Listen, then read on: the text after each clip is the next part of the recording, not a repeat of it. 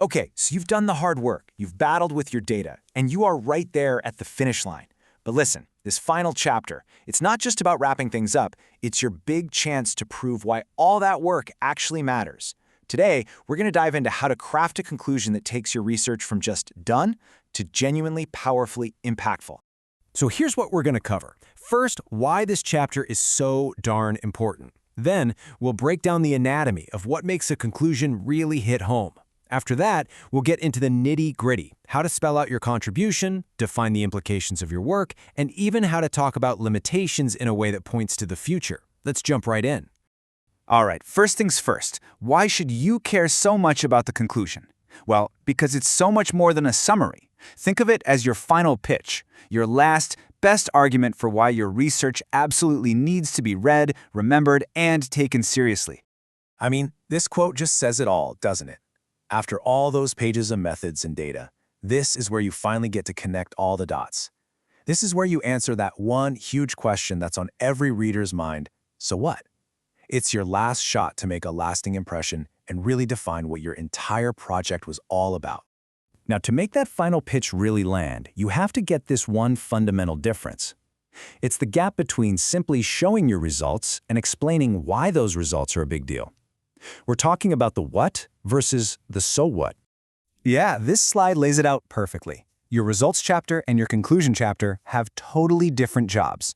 The results section, that's all about the what. Your reporter just objectively presenting what you found. But the conclusion, that's where you become the expert, the analyst. That's where you tackle the so what. You interpret that data, you explain what it really means, and you build a bridge from your findings to the real world. And that brings us to a golden rule. You ready? You absolutely cannot introduce any new evidence in your conclusion. I'm serious. No new data points, no surprise quotes, nothing. Everything you discuss here has to have been presented earlier in the paper. This chapter is for interpretation and tying it all together, not for last-minute bombshells. Okay, now that we've got the rules of the road down, let's get to the heart of it all, your contribution. This is where you have to be crystal clear about the new piece of the puzzle your research is adding to the bigger picture. Generally, your work is going to contribute in one of two main ways. First, there's the theoretical contribution. This is where you're talking to other academics. Maybe your qualitative case study totally challenges a long-held theory in financial reporting. Then there's the practical contribution. This is about real-world, actionable insights. Maybe your work gives auditors a whole new framework for spotting fraud. And you know what? The absolute best papers, they find a way to do both. Now hang on, let's clear up a super common mistake. Your methodology, how you did the research, is not the contribution itself. It's the tool you use to find the contribution. Think about it like this. An astronomer's telescope is essential, right? But the discovery is the new planet, not the telescope they use to see it. You have to signal your contribution with confidence. This is not the time to be shy. Use direct, clear language. Phrases like these on the screen, "This study makes a valuable contribution to," or "These findings shed new light on," they're like big, bright signposts for your reader. They leave zero doubt about why your work is important. Okay, so you've nailed down your contribution. Great, but now you have to translate it. You have to explain what it means for actual people in the real world. This is where you define the implications and you directly answer that brutally honest question, who cares? You see, implications are all about the actionable takeaways. It's not enough to say you've contributed to knowledge. You have to go a step further and say, because of what I found, this specific group of people should probably think or act differently from now on. It's all about real-world impact. Let's make this really concrete. Imagine you just finished a deep dive qualitative case study in accounting. Your findings aren't just abstract thoughts sitting on a page, right? So what do they mean for the big standard-setting bodies like the IFRS? Does your on-the-ground research maybe poke a hole in an assumption they've been making for years? And this is where things get really cool. The exact same research can have totally different implications for different people. For an auditor, your work might scream, "Hey, here's a new risk you need to watch out for." For a manager, it could be a wake-up call to change their company's culture. And for a policymaker, it might just be the piece of evidence they needed to rethink a regulation. Your job is to spell it all out for them.